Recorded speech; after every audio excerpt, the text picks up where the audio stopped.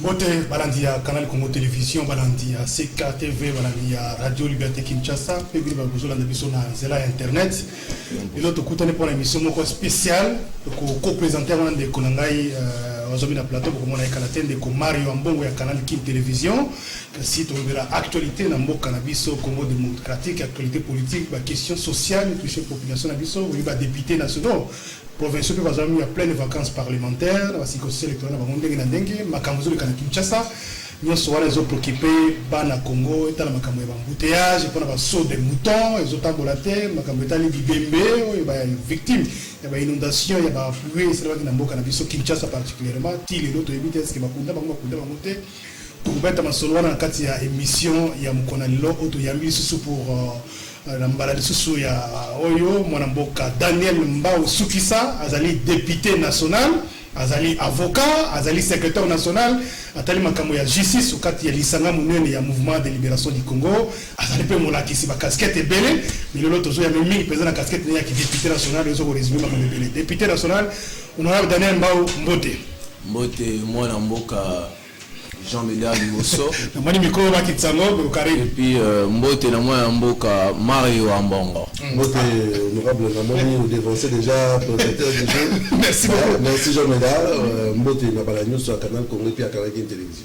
Alors, honorable Daniel Mbao boni autres. Nzoto malam. Et puis Missa Pema OK malam.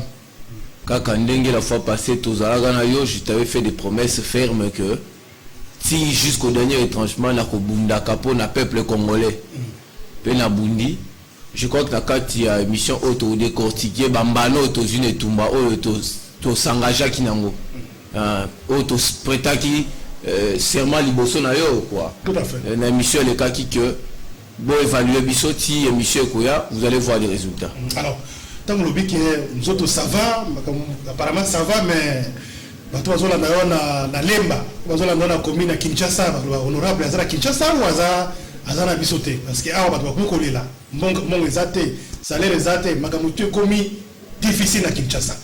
Moi mboka nazamba député ozaki to quoi non nazamba parmi ba rares députés nationaux oyo baboyi ko matapepo ko kende ko sakana na bamboka ya mikili ya poto pour nanu ko répondre à ba préoccupation essentielle ya base na ngai.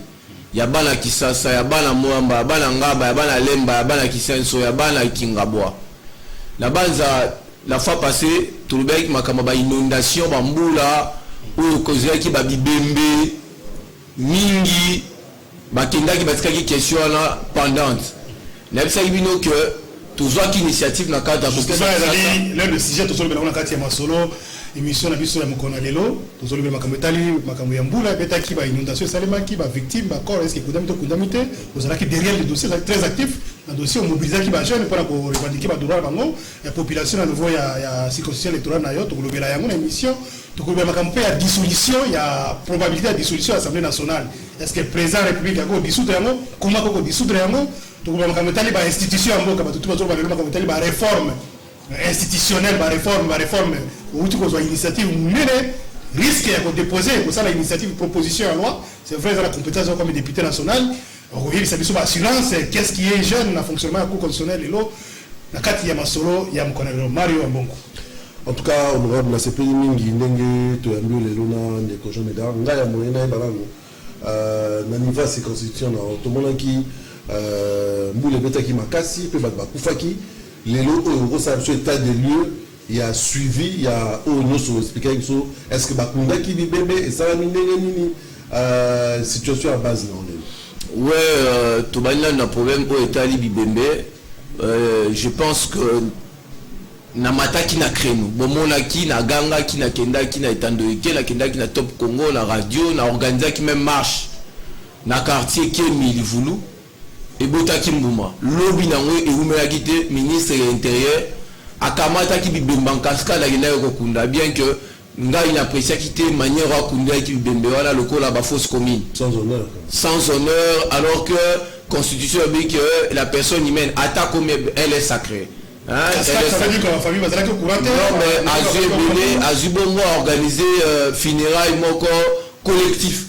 donc boya kaka to les la bango to kunda bango en cascade ouais na CP a quitté et na procédure voilà on a décrit qui et puis na meta qui ministre en garde que la prochaine occasion ceux qui sous ba kena makambo na brutalité na ko interpeller et puis to ko pousser ba député ba c'est l'émotion quoi mais na makambo ba inondation ba mbula pe to machaki to koma qui très avancé na OVD très avancé au ministère de l'infrastructure ba chaki ba tracter à disposition pour qu'il évacuer mais yobi qui ça on dirait comment ba récupération politicienne hein il y a batou ya ba récupérer en de manière politicienne la quartier Kemi ba ina ba tracter ya mbongo ya l'état oyo biso to ça qui ba activité alors que bato wana bazali ko mo la peuple ninga zo souffrir ba otala tant ba moni no même ba wa telemi tant ba moni no même ba wa marché ba récupérer mais et c'est mon angé ça que population za qui vient là ça on la défité na ça on te pour prouver mutu na ça on te pour la concurrence na ça on parce que na za na souci à bateau pas si à comment na bateau oh ba voter au Kolobe ya bango baba na olala la belle étoile baba na olala ba baraquement de fortune baba na olala la saba mai ba diplôme zo pour là ce qui a fait que j'étais motivé na télémaki et puis là qui prêt na ba biso ki l'état sali ya monter semaine oyo na ba qui était na zo ki à disposition qui ko louer ba tracteur à minene ba ko longola mais ba dongo ki ça ba dongo biso eza l'état congolais muto sali yango eza pe tokolo ba sous une autre forme eza aboutissement ya musato sali bien que ngambo musu ba récupérer yango mais en réalité eza musato sali parce que mokanda biso ne tokomi ba marche biso tokomi ba audience na ba cabinet ministère biso to sali yango et puis pression mais tant mutate bimi ba to musu ba lokoti yango donc tout le monde lelo pour résumer que na longi na etali olongi to ba félicitations na longi etali ba corps bato bakufa nyonso basi bakundi et puis makambo ba inondation na longi yango na ngambo ya Kemi na sisi ba inondation ba action ça maki esika nne tota na ngambo ya Jaga na ngambo ya Kingabwa ndeni to sala ko to meka ko endiguer ba inondation to meka ko kanga ba inondation pe to endiguer ba érosion na Kisenso. Alors exactement comme etali indemnisation ba famille ba victime ba famille wana est-ce que ba famille ba victime bah j'ai quelque chose que vous n'êtes pas dans le matin. Libouloutou, on a décrié, bah conduit en cascade et puis à un moment donné la population nous a mis vraiment pression que toi accompagné bango na le gouvernement boya qui a bignet toko kunda biso moko. Mais le règlement intérieur de l'Assemblée nationale ils a prévu que na cas de catastrophe naturelle boye il faut bien des consolations. La faveur ba famille au baza implorer. Mais là ce petit mot elle est là côté. Et même budget et l'image photo au Bélango, ils sont très excessifs par rapport à l'investigation à ça, il y a budget à utiliser. Pour que nous soyons qui peut téti, nous avons plus de 70 scores, plus de 40 scores et l'image qui met budget à chaki, ils ont budget à 70 scores, mais nous avons une trentaine de corps. Bon, on a bien des consolations et pessamité. Ce sont les choses que moi j'ai décrites, que je ne peux pas admettre comme représentant du peuple congolais. La bonne ici déjà question orale avec débat. Ce qui va pessinga et anomalamute, je veux convertir la question orale avec débat en mention de défiance contre le ministre ayant l'intérieur dans ses attributions. Parce qu'il faut bien gérer la République. Ministre intérieur, vice-premier ministre, IDPS Kakonde. Est-ce que les lots, ils ont contacté, est-ce que Yémo Gana Nazama Koki pour répondre à l'ango, malgré peut-être volontaire aux alentours, donc on a membre du gouvernement, est-ce que moi j'étais comme mission peut-être, le ministre peut faire social, on a pas qu'on est là comme mission les actes, ainsi de suite. Le problème n'est pas ailleurs. Non, le problème est global, mais la ministre de manière sectorielle a la responsabilité. En réalité, nous avons géré un peu qu'ils ont scellé. Mais ils ont scellé. Pas un ministre de la finance. Oh, la ministre de la finance, il y a un géré un peu. Mais c'est là que ça qui est peu moins d'amont, on pense à Moussala. Mais, bisous tout le monde a clair comment est-ce que Moussala Maki. Parce que ma famille, si le lot est là, c'est une indemnisé. Banda Kouti le lot, la toiture est emportée. Nous avons un somboule de Betty, tout le sous va au coup favorable du cardiaque. Na mona tata moi j'ai interviewé je crois le cas il est endoyé na CCTV wanagi papa wana akiminda konaye et dindi l'érosion akina ndako ba bokilo na katikati ya île donc na esanga netro baka na lingala biso bakanja na katikati ya esanga ye na kati esanga et pas ba bokilo mula likolo tata abeli tension akufa émotion ngabi mais papa je fais passer ces images ngabi ndeko kimyo comment était ça lokola ngando akini mula Alors batama les balles. Effectivement parce que depuis le président de la République a fait ça qui biso la promesse que bala kozong sa toiture banda ku ba pesa ça qui va ciment zéro. Nous a tout balobi mbula ngoza mbula action. Ba action depuis bani na remonda likambo papa bete sauf quand ba menace à dissolution et puis ba menace et ba mise en accusation. Mais c'est ça qui me rend par moment ça me révolte. Ça c'est la dissolution on pesa makanisi na yo. Mais toi tu kana na côté à moi bakuna to makambo ya ilikini de komario mbongo. Ilikini za université za fermé. Bon ça député et puis ça mon activité on a casquette à unité. Lelo parce que ba étudiant bazo benga biso mingi. Biso qui honorable Daniel Aleki ko tuna question. Bazo ça ali ba député pour la situation de biso étudiant. Tu répondre des cours quand makambo ya sizo sozo revendiquer ministre apparemment gouvernement zo yokate. Bango ba député bazo roba nini. Et puis et puis condition la bango la carte à université kuna surtout bango bazana homme balingi s'améliorer pour conditions za malongate. Non mais le Kamboula ba yebi ke to landela ki yango to benga ki ministre Thomas Louaka et place voilà je crois que ministre Ayoka Kibiso pour une fois merci na ministre Thomas Louaka pour une fois au sali preuve il y a patriotisme à joie qui décision dans comité de gestion les 24 oyo makambo ozonga na inikini bakou étudiants vont répondre bakou mais problème otikalinde et ça problème il y a d'infrastructure de l'outikoloba je crois qu'il y a une deuxième plaidoyer au sala en second palier il y a Liboso et Simbi classe saison ni c'est vrai que tu décrire qui les consommateurs les 24 tu décrire le fait que pour étudiants mususu ba dépasser kindelo si ba comment qui ko bomba policier puis ko tenter ko vandaliser bâtiment administratif ti moi lelo ebele ba tata ba maman je base même Mario diplôme là retiré à l'université Kinshasa pe ayo pe retiré à l'université et que yo ka ba tumbi bâtiment administratif diplôme écrit ça fait mal nous avons été étudiants non peut ça conserve étudiants ceux qui ont revendiqué la don la biso to dépasser honorable Nazar maintenant moi votre aussi ça problème moi unique et la qui n'engeni ba université à travers la République et ça va serrer problème est-ce que bien au niveau à sommet national pour que Luka moyen côté pour de manière globale nationale moi situation normale pour la budget au Sénégal qui a 2020 non mais budget au global d'abord appliquer tétisiko qui sont retournés à budget pour la université. Le problème c'est pas seulement c'est toutes les infrastructures, toutes les universités. Bon moi même quand on va sauter de mouton budget du qui 70% budget les gens tisiko comptabilité za clarté ti bande comme sina ba tomboki ba panzi ba panzi nteke ndeto ba gisasa na kata nteke ba moni buzoba donc il y a rien. Il y a un problème sérieux de gouvernance dans ces pays. Pour moi to relevant ce beau la permission et ali responsabilité to c'est l'hérité to c'est caché fasté et la responsabilité à FCC cache et la responsabilité parce que le problème c'est quoi le problème de l'eau tu vas commis comprendre c'est ça va innover cache ba ngomi balé ba to ko esquiver de Mario des véritables questions na commis ko soupçonner FCC na cache comme si ba créer ba pseudo crise pour ba kunda ba bomba véritable combat peuple congolais aux apporté par la Mouka. Balimba Mabamba comme un véritable protagoniste. Or en réalité, Bamba est un véritable destructeur de la République. Makamo FCC caché Bandi de l'autre, Bandi Uta Ibiza. Bisso MLC Tozako de crier en haut. À l'époque, qui nous a cru? Qui nous a cru? Les lots et Boti, coalition. Coalition au Bisso Tozako décrier chaque fois. Coalition vide, caractérisée par des menaces précaires.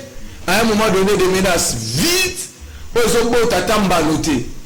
problème c'est quoi? Tu as solution à la peuple congolais le jour où le président Félix Tshisekedi et son prédécesseur Kabila va à la mesa, ils sont contenus accord.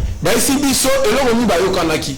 Parce que tout le monde comprend qu'il y a accord, même dans Genève, tant on a discuté, il y a un candidat au président de la République, accord et ça va déjà. Parce que lui, il y a un mission en cash. Il y a la position, il y a sans machine ou avec machine à voter token élection. C'est déjà une technique qu'on a préparée. Qui ne va pour la comme le message pour la légitimer pouvoir à FCC. Mais tellement que la Mouka qui est résistant, na veine démocratique peuple congolais a comporté, token na moti souka de sorte que mon ambo a failli nous m'a dit a gagné qui l'élection. Et il était difficile que le schéma qui s'achada et les cas ne pas schéma nomination. Alors, président va dissoudre le Parlement.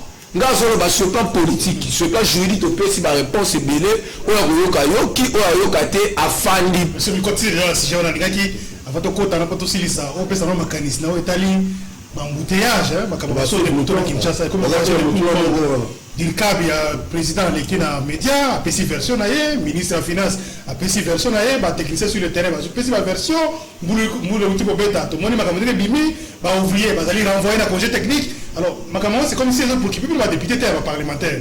On dit parce que c'est la population, a souffert autant d'années, ça va passer. D'accord, complètement, que je me donne, mais comment faire la politique, lobby, à outil qu'on a été. À 5 ans, la commission d'enquête dans le financement, il y a des choses de mouton. Donc ça veut dire que les députés, c'est une occasion, comme les ceux qui m'ont dit, est-ce que c'est là qui a un souci ce que vous avez souci autour porté parce que j'étais très d'accord dans la démarche PSAMA qui souterrait à vérifier l'état des lieux à basso de moutons. Alors, basso de moutons, depuis on a retourné à l'autre, la clarté à financement. Et puis il connaît la source de moutons, sur la ligne, tout comme il est un régime économique un peu drastique. C'est-à-dire l'austérité mon côté. Même panier ménager, il y a ménagère, ils ont entamé. Tout ça, on le prend depuis 4 ans d'écrire, non, il faut disponibiliser le fonds budgétaire dans le secteur, surtout. On va tirer l'infrastructure, parce que les gens qui ont éléphant blanc, ils ont frappé Missou. Mais l'autre, comme on Moussa et ça a maté. Moi, je dis que la cause fondamentale, il y a 28 assauts de moutons et Zali, FCC cash. C'est une aventure parce que quand on a 4 coalition, on a 200 millions au Bunga. Quand on a 4 coalition, on a 15 millions au Bunga. Quand on a 4 coalition, on a se tirer la balle. Le ministre de la Finance, a le bilan, déjà va dépasser le budget. Et puis, non, c'est budgété. Et puis, la population a pandi. À mon avis, non simplement que va dépasser le budget, non simplement que le travail comme nous avons la 70%, il n'y a rien. Donc c'est une aventure qui est sur ce de moutons très fondamentale. Et créer un embouteillage, je suis au aéroport, on va voyager, il faut au moins à 5 h du matin pour braver ma sorte de mouton. Comme s'il y avait quelque chose d'extraordinaire qui allait être. Mais oui, même dans le boulevard du 30 juin, les gens ne veulent plus à fréquenter vie, les gens ne peuvent plus faire des pauses. Parce que quand il y a pause, aux ongi, on appelle ça demande d'explication. Depuis au Kenya, ils ont bloqué la sorte de moutons, on a lié un service ces actes. Alors, quand on a Daniel Mbawa envisagé Nini, est-ce qu'on est là dans la population? Une action parlementaire, quand on a une initiative, il y a que ça, on a signé une question orale pour la Makamota Bibimbe, et puis Makamota Bandeko va recouvrir à la prison, des conditions carcérales précaires.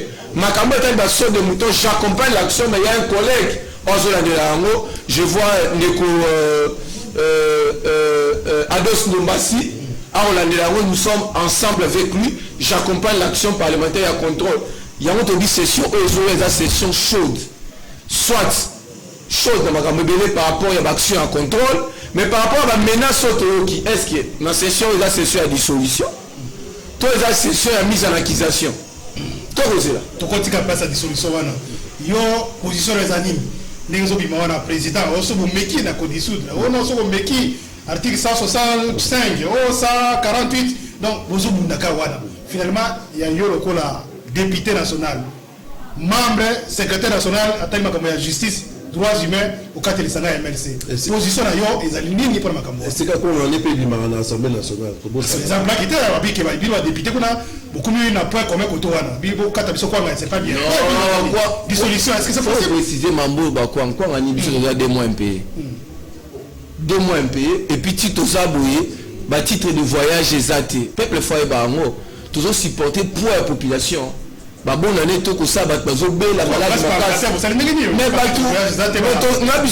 ça mais to big gloire à Dieu parce que tu fan na ça mais des collègues on va na mboka mususa monia nga okitawa yazo weekend chako ta ketch ba bousquier ba teka député national députation nationale au milieu conception aux là on a Vital Kamera la président ya Boucha bazara président na mwanda mwamina kuza oyote oza FCC cash donc ya cash na kacha cash. Donc, tout donc, ça, il va aligner, ma foutu, à un moment donné, madame Mabunda a défendu la banque. bafuta badepute batomboki na groupe mo tozala ngo lunga ngo agora badeko badepute atomboki ngana longo yango tu député ngana mwa clair te oyo mamba mwa biwa koti kubanga te to défi mbongo ya robang to futa bino donc uno ba subilo ko ate ce qui fait que tous les Congolais à base à chaque échéance biso to comme ba député parce que on cause l'été va vous bien si quand biso to comme député lelo nous sommes obligés quoi adopter attitude ba député kala hein bidana là mais zate ba futa te je me a été bon remarquer des missions à bino vous avez bané à kala ko ba député bidé parce que ma chaîne crise écoute ça ma chaîne moyen ba invité mo ba ya te bo ko ba député beso ya afatika ka bamba le loko mais zate alors ça nous avons des missions comme émission moi ça mais zate rediffusion émission ça mais ya la dissolution président de la République a banana dissoudre accord problème ezali biso MLC to bibonga bana dissoudre accord préalablement à dissoudre accord à mi dissoudre yemongo parce que biso ti le contester la légitimité là parce que soit à dissoudre accord à dissoudre Assemblée nationale ou puis intérêt à peuple parce que bitumbe mamboko soit à dissoudre voici le cas de figure hier dans la présidence de la République Assemblée nationale va dissoudre ba ko attaquer ordonnance là en annulation. Ce qui FCC a obtenir annulation ordonnance à président, donc il manque le président de la République a sali haute trahison, conformément à l'article 165. Et puis attention, haute trahison dans ma peine pénale, na loi organique à 15 octobre on a modifié. Na ba prison en cas ba prison ba kanyi mutu premier ministre président de la République na ba au côté prison. Donc ça dit que na confiance surtout que ceux qui a dissoudre même ils sont en crise ma casse yo ka vérité sur le plan de droit même yo au côté de ordonnance Oezali inconstitutionnel article 162 mais débat est académique ba monsieur ba bino juge constitutionnel a ko attaquer a ko saisité na ba acte de gouvernement quand ba juge ba ça polémique non un instant acte de gouvernement voilà technique c'est académique maintenant et ça sous politique té ba monsieur ba ça juge administratif pour excès de pouvoir débat zo kabola biso ngwa mais de toute manière ezala juge administratif ya conseil d'état ou juge constitutionnel entre les deux pour doctrine les a divisé moko za toujours compétent ya ko annuler ordonnance wana ce qui va annuler ordonnance wana droit administratif bandeko bo landanga bandeko kisasa bandeko diaspora bo landanga conséquence à crise ce qui va annuler ordonnance voici ce qui va arriver Assemblée nationale a rentrer dans prestine état ça veut dire que à cause de comme si elle n'avait jamais été dissoute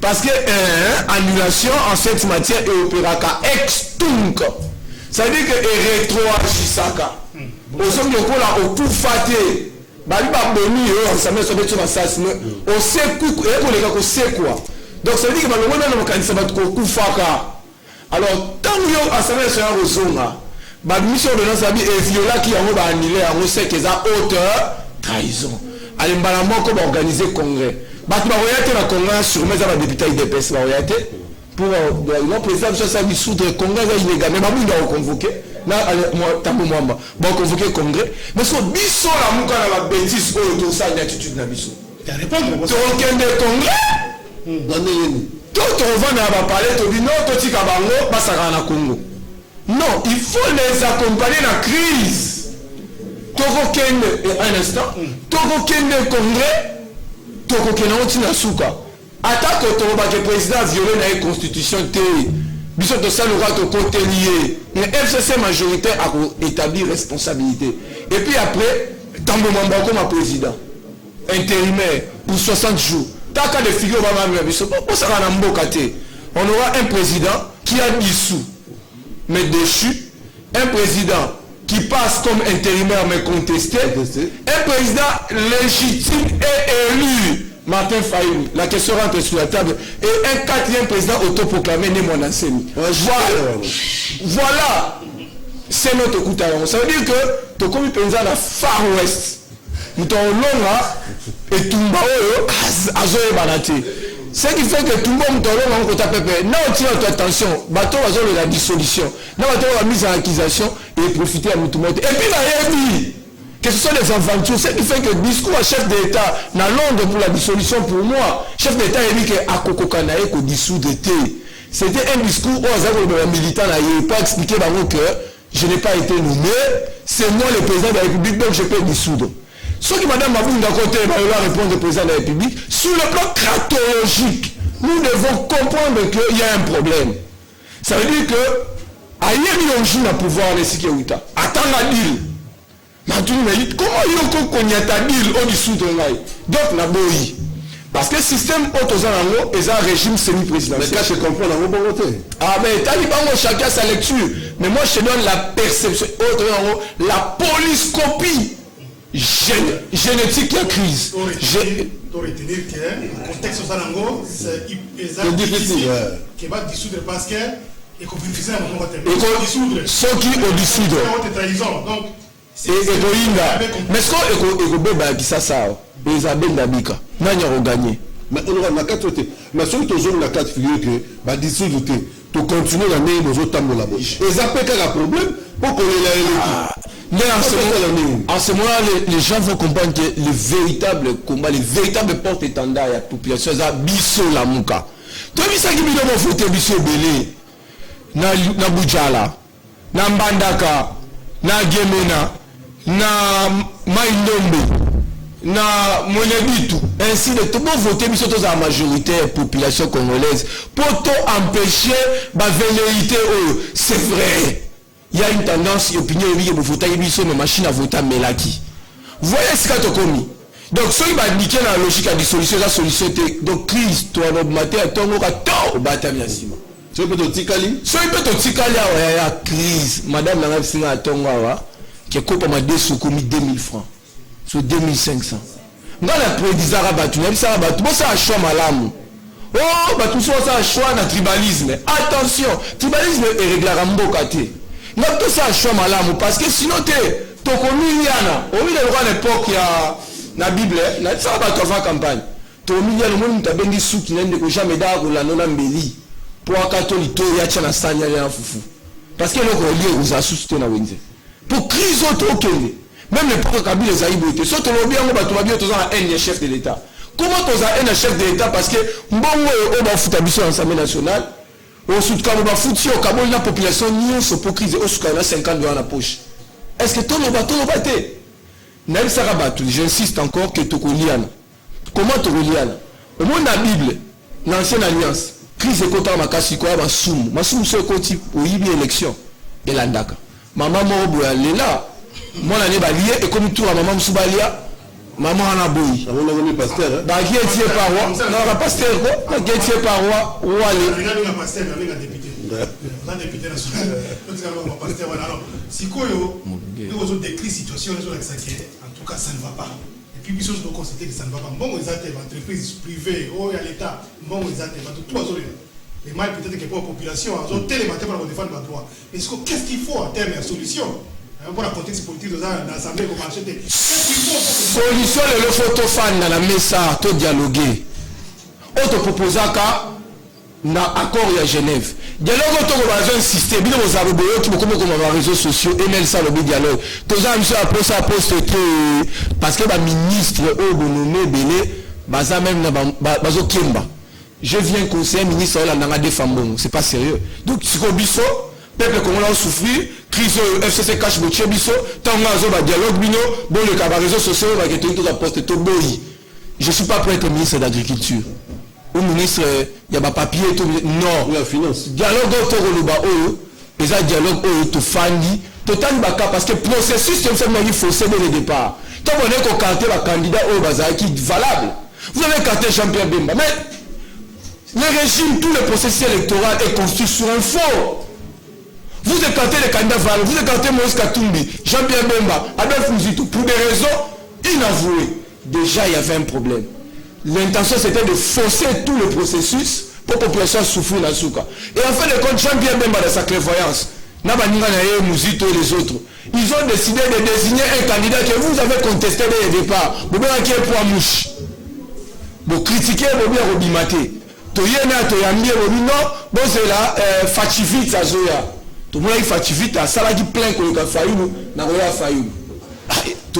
quelque part baza réseau babemba bazali totalement réseauté mais ekendeli a fallu la kendaki beni situation changeaki donc ça veut dire que ba carte au mosalaki ekoyaki na se ce qui veut dire que population congolaise la sima ba leader wana ba pesa ki fallu confiance et puis fallu la jouer résultat depuis Congo banda mutoska ozango te 62%.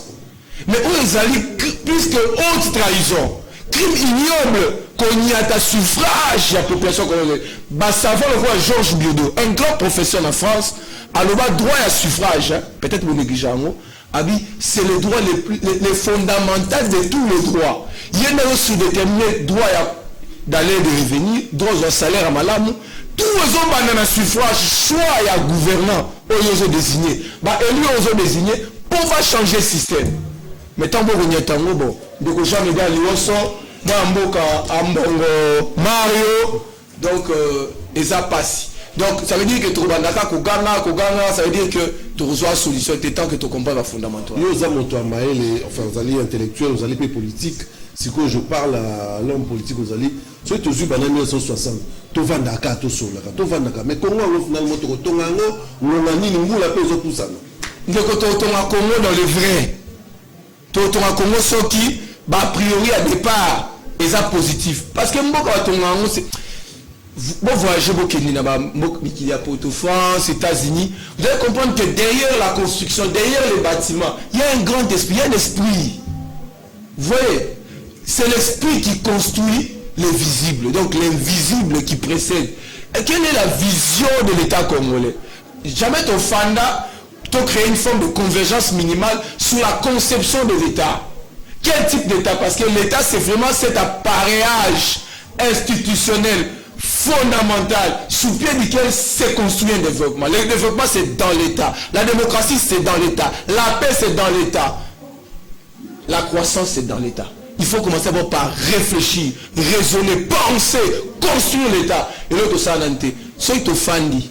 Et que tout le l'État comment tout lié est à la boue et que l'élection est à le peuple a poli il y a il n'y aura pas de crise et puis le côté élément n'angomo le bao investisseur et puis pour nous sur le dissolution mise en accusation chef de l'État bazo de comme tout quand il est payé c'est un gouvernable tant Chada ya on va te rendre un gouvernable qui les condamne investisseur ni sérieux ndeko n'a pas même investir ton maté à ta singa sous quitter un mboka nous tant que les politiciens au bazo gérer mboka bon ça va déclaration ce n'est pas possible l'environnement est maussade donc tout droit ça veut dire que d'ici juin voici ce qui va arriver na sola qui on a battu en ngamu wana kuna ba on bazo avouer comme quoi voler biso de combat on est toujours kende boye liwa et toujours kufa na biso ba député toujours kufa ndeko je na kati te joie que tu as musika mars awa na zo zonga joie na zo la hypocrisie climat aux années parce que le makambo avant climat jusqu'à tout aux années pour chose à musique mars na zo to kufande kwa na bisinga bi na juin plan FMI zo qui na juin hein programme structurel je crois que l'engagement même te respecter tant FMI a kolongwa même programme d'enseignement gratuit enseignement et quoi à caduc. Même programme enseignement, ça veut dire que le chef d'État Lukambongo même a financé le programme. Il y a gratuité enseignement et quoi à caduc. Bah enseignant bah aux alibanda, bah la qui s'alicolo bah aux alibanda. Parce qu'au bout le secteur privé bah aux zolo monter. Pour votre information, biso va député national bah pourquoi pas ça soit passeport, bah pour sa famille ça soit passeport diplomatique était. Na ba ministre. Et ça là était une époque à Kabila. Pour raison fondamentale, il faut que tous les ans 2 millions de dollars caca. Et pas entrepreneur à ça, un passeport, un papier, un passeport. L'État en a monté. Donc, le ministre a finance, il y a affaires étrangères. Maman, wana. Ou a beau biso to fa na salon diplomatique. Maman, on a pesé à sali demande pour bafuta si le lot. Rien du tout. Zéro. Moi, j'ai fait faire famille dans mon passeport ordinaire. La ministre Sumbongo nangai na fouti et puis encore na kati ministère ba on les bazin payer 3 mois 4 mois. Ba faut les fonctionnaires souhaiter. Ministre affaires étrangères ba ministre ne soit cash. Ba on ko voyager ba ndeko cash ba font amisu. bango bazobisa biso boloba biso toloba boye tozosunga bino bino okoma te totomboka non bango moko baministre yango baomona biso bakulisi babi biso tokoloba bango te toza kati ya coalition bino boke boloba yango nalobi baministre akache bakomi kovoyage na bambongo na bango poche so bavoyage na président de la république au moins à défi epa kambiste tokozongisa bavoyage na délégation chef de l'état et puis on imagine après et puis bolobi ke toza na pouvoir tozo sabino yango non pas pour totumba mboka pour ensemble toza la solution. Merci beaucoup. Donc Kena Souka, tu as la même information il reste à vérifier si c'est un solo. Il semblerait que FMI a exigé dans Mbulamatari va revoir le budget. C'est le budget à 5 millions pour avoir condition d'accéder à 385 millions à l'IBAP. Et ça va pas, pas si délai à nous la lobby. Alors on s'est préparé déjà semble-t-il. Bah certification à budget. Bah si délai, président de la République d'accord, il est aussi maté FCT cash. Bah si délai c'est en juin, sur les simité bamba qui même financement gratuité. Donc et si lui population tous la responsabilité la mission. Non, bah député va solution par côté. Ce qui fait que population on la comprendre à la vrai problème ici que Zali, population on la députée nationale. Faut qu'il population ta famille a représentant là-bas au niveau non mais donc on va mais quand ensemble là va s'organiser va empêcher biso même tout là. Merci beaucoup. Bon que ce soit terme qui est tout un moment de même consommer to se révolter ma cassi. Bon, je sais pas, ben, je n'appelle pas les gens à la révolte, mais ça fait très mal que c'est la mauvaise foi, c'est la méchanceté, c'est la cruauté. Mais qui ne soit pas un politicien, oh, il y a les lotés. On va gagner une vie sous Kabila depuis 18 ans.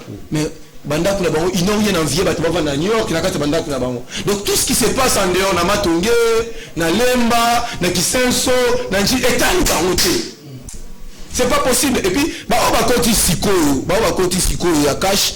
Mi ba lukape ba chikon ne to ba kisasa ah population le peuple d'abord il y a sinon chikon là et puis ba mususu pour 15 millions bungi il y a problème c'est que vous dites mais ça la morale Daniel Mbaou nous aussi sa mission dans l'équipe pour sa mission parce que vous déposer proposition de loi au niveau de l'Assemblée nationale au Italie réforme ya bon toucher la proposition pour modifier si on a un impact dans la ligne par rapport à on a dit que le régime constitutionnel mais comment on dit ça va tout mingi c'est vrai que les alliés termes techniques tout ça population azolanda yo surtout électeurs na pas azolanda yo ba batindaki mutu kuna kwa sakanate mais vous savez yango ko produit nini changement ni nozomema na kati ya dini bande kuna kila osakate ya parlement na za jeune mais mutu eza ko kemba na bundi makasi pour ba érosion ekundama na vende l'université bomoni ekundami je crois que bomona ba étudiant bomona ba la lemba bomona ba matete bomona na bundi pour ba kunda ba érosion na mbulo ya ngai na bundi pour la ba inondation na bundi ba kunda bibembe et puis na côté si loi na côté de bonne foi na côté parce qu'elle a une opposition parce que non loi na côté ici parce qu'elle est constitutionnaliste na ligne mboke bonga tout le bango que c'est la justice qui élève une nation. Nous avons toujours une mission, même ya Mario à Mbongo.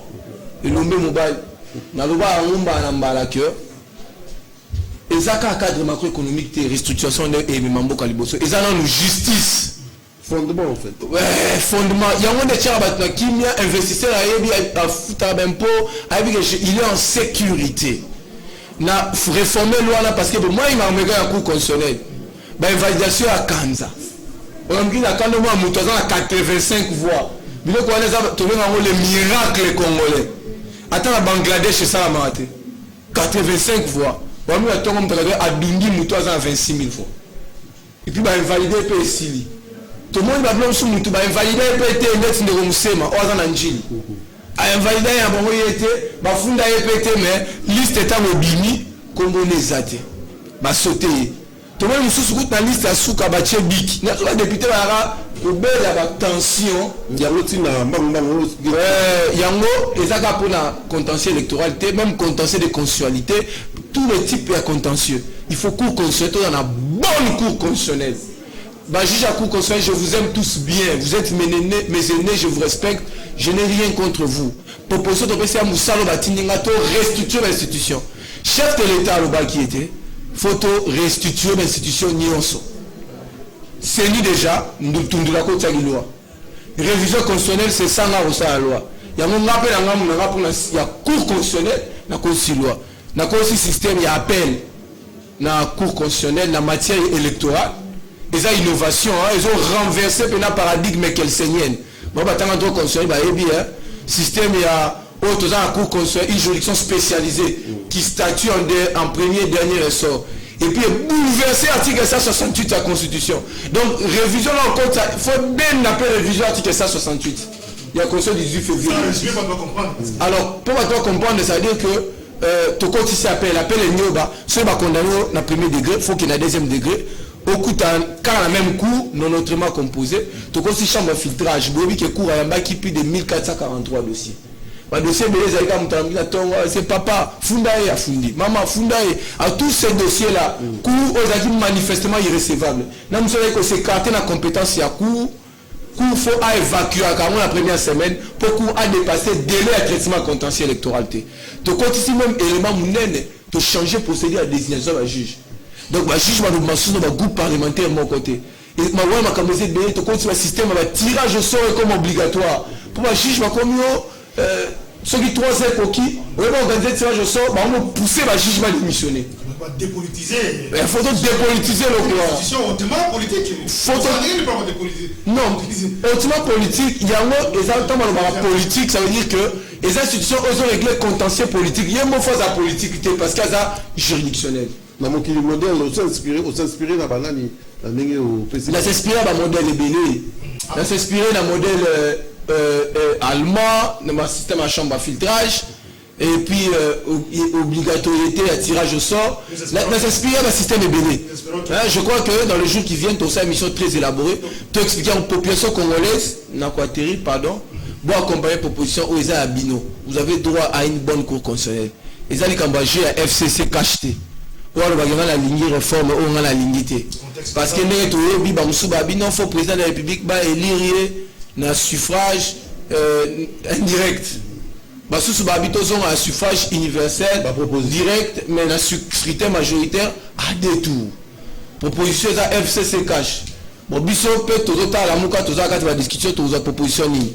Tout ça, la carte de la réforme, tout l'unique que la population congolaise a mérité des dirigeants, a mérité des institutions, pour ceux qui étaient des droits vendus, développement vendu. Sinon, tout kouliana, tout koufa na passe. Nous espérons que le bilan effectivement, dépolitisation, au niveau ça, aux alentours, mais institution, les choses facile, contexte, et puis pour qu'on a vu ces alentours, au niveau ça, la réforme, il faut avoir un appui politique. Pour les alentours, peut-être, apparemment, l'Assemblée nationale, il y a un diplôme, il faut développer, mais ceux qui politiquement, moi, parce que est-ce que c'est ma précaution, au sein déjà lobby, on salue déjà lobby, dans le niveau, il y a assemblée, dans le niveau, il y a député à la Mouka, député à Cache, FCC, un conseil de travail préalable que le lobby dans les attaques non rejeté. C'est pas opportun. Alors il canne madame. Parce que c'est une décision hautement politique. Tout ça lobbying. Mais je pense que là, je fais toujours foi.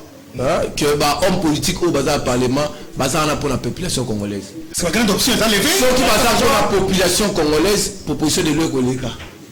Parce que Bissos tous a intérêt qui est Mboka et qui est Liboso. Merci beaucoup. Mais ceux qui tous a contre la population congolaise sont bloqués. On va lobbying et tout ça là-bas. Mais le plus important, lobbying a mené les peuples. Le peuple a s'approprié destin. Ils ont la bombe atomique qui peuple. En fait, ils ont la bombe qui peuple. Le peuple a la bombe atomique. Ce qui a explosé. Ils ont un dirigeant qui permettre. Ils ont un politicien qui a tiré le peuple. Merci parce que la communauté internationale a côté les mains. Il y va de notre avenir. Avenir à Bananga. Avenir à Bana Yandeko Liwaso. Yandeko Ambongo. Cour constitutionnelle, justice en général, démocratie, état de droit et puis élection. Et ça venir à Bissonnion surtout. Merci beaucoup. Nous espérons que la carte y a proposition là. Alors ok. Et ça a une contrainte pour la cour. On va preuve, les candidat qui est preuve. Parce qu'il y a une loi, mais la loi, je dois respecter que dans le procès verbaux. Les déjà. Voilà la loi électorale, les déjà. Non. On a la possibilité, il y a la possibilité. Non, ils ont déjà, ça veut dire que même dans l'organisation. C'est un peu plus clair. C'est clair. Voilà, Malo, de conscience, t'as vu, c'est comme bon moto. De gens qui ont jala, bon moto. Merci beaucoup. Tous à la bateau. Daniel Mbao, député national, il y a circonscription électorale à Mouamba, compte il y a Mouvement de libération du Congo. Secrétaire national, Tali Makambo, il y a Justice et droit de l'homme, il y a Lisanga, il y a MLC, il y a Mbaki, le Lopo Namasolo, il y a Initiative aux huiles, Makambo Tali des solutions, Makambo Tali, victime Yalemba, Makambo Tali paix. Souffrance, il y a transport, il y a embouteillage partout, des moutons. Nous avons émission pour le canal télévision, Nicopol, et puis na CCTV, Radio Liberté, na Internet, merci, merci, Doudou Montiri, na Doudou Montiri TV, na Internet, pour l'information, émission, Doudou Montiri, CCTV, merci, l'équipe technique, Karim et Bébé, Zalaki na caméra, Bruno Zinga, et puis Doudou Montiri, pour l'émission, merci, honorable Daniel Mbao. Surtout ça.